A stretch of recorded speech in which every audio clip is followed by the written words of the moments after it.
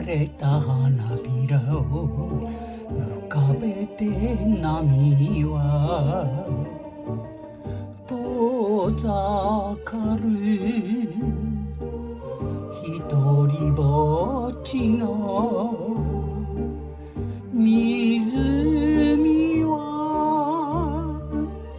口笛さえもきれいに山紫に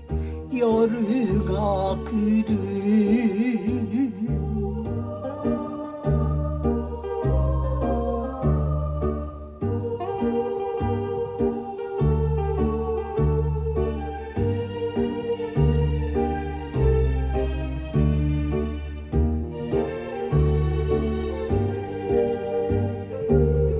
空を真っ赤に染めながら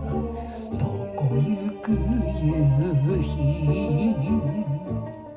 一人旅そっと呼ぼうか思い出よ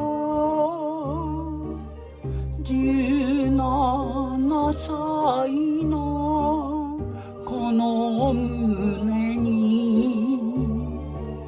しまっておいた思い出を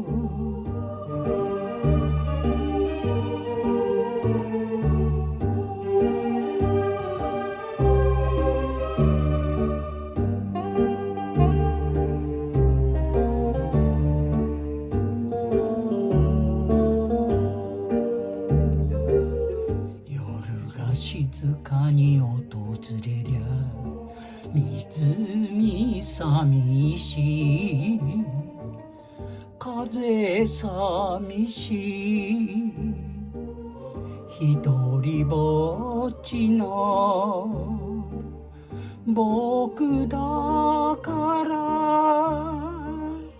あてなくたどるから松の林の道をただ一人